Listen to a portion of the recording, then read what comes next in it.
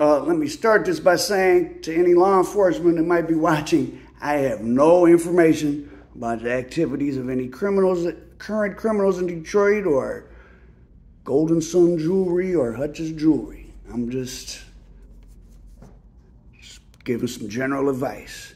So Hutch of Hutch's Jewelry was killed outside of a store. The newspaper article says possible robbery motive. Again, I have no knowledge of what actually happened. People that run businesses that move high-value items in and out every day have secure, like, I highly doubt if he was robbed. Now, some guys, I can't remember who they were, but there are quite a few of them.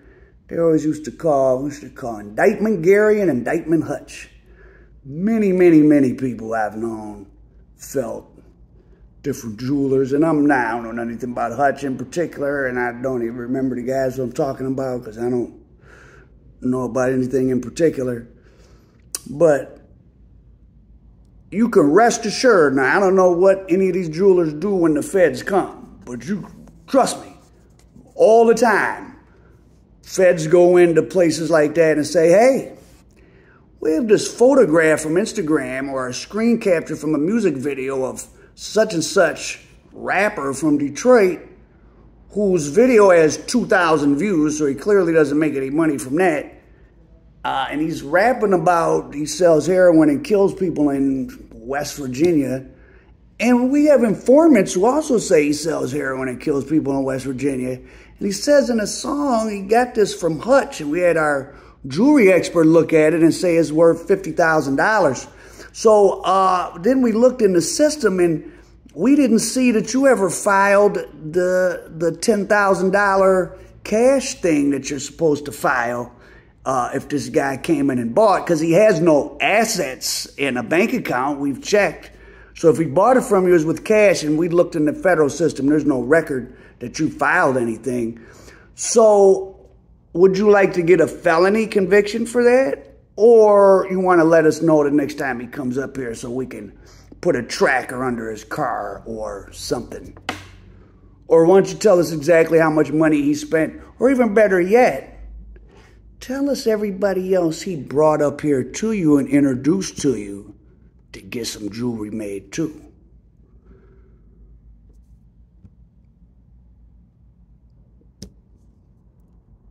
From way back in the early 70s when there first started being, late 60s, the urban drug kingpins, that's the feds who go to the jeweler, the furrier. Well, I mean, it's not even just against like urban black, like the mafia. When they're indicting mafia members, they go see the jeweler. And they say, hey, Luigi Mafiosi says he makes $70,000 a year as a plumber.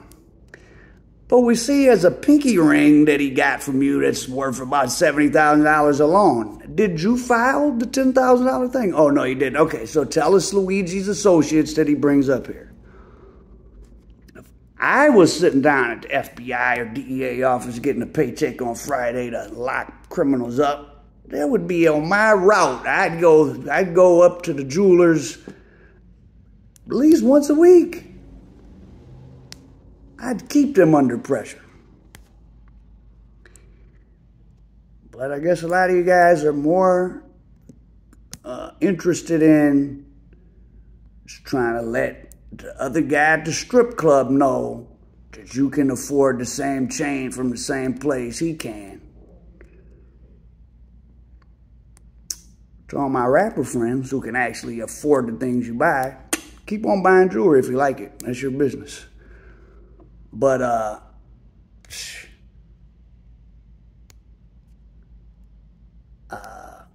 and also, if you're out there risking your life and freedom, doing whatever you're doing, you run straight to give it all to someone for something that then guys is going to try to take off your neck at gunpoint.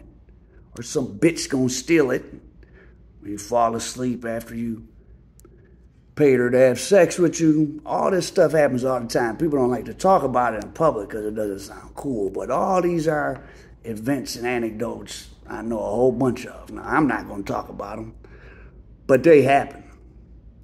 Oh, and if you got street money, your jewelry ain't insured because you can't say where you got it from.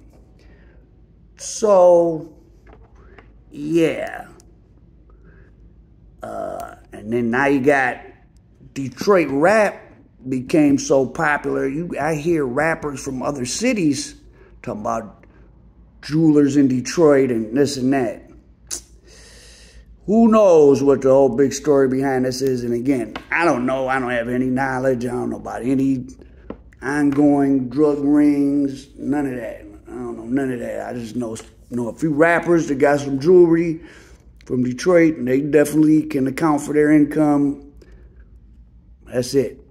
But if you are out here doing something, that's the last thing you want to go to is the jeweler.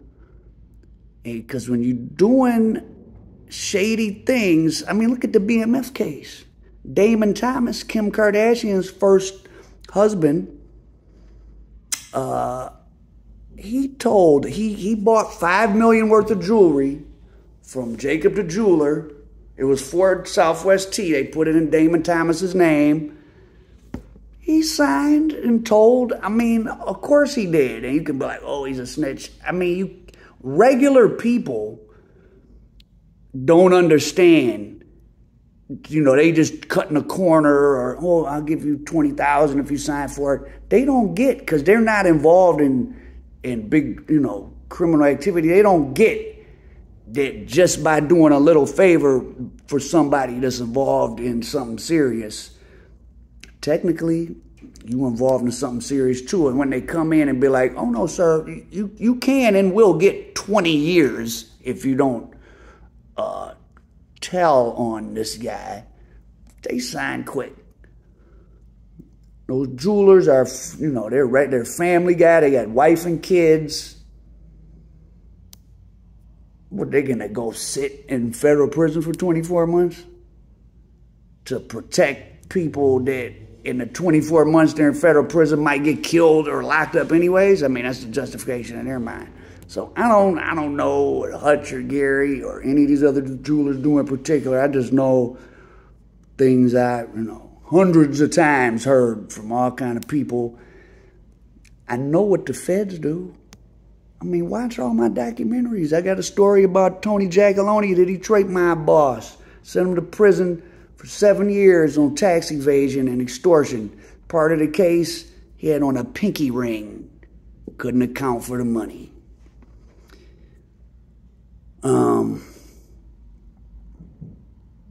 Well, now that the economy is like about to, it's not that it's going to so much go into some huge recession, but on the lower rungs of income, the way money's been floating around the last couple of years, that's over.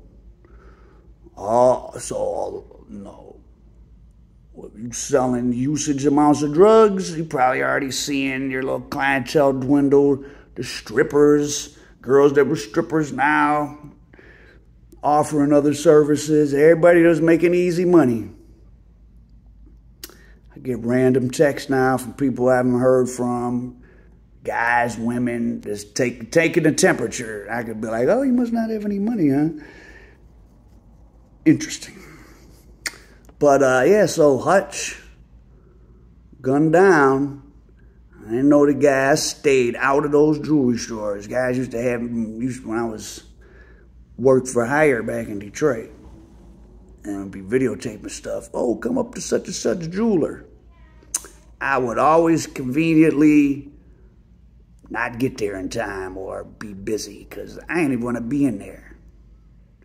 Bad enough, I once got a call from the DEA asking me why my name was in somebody's notebook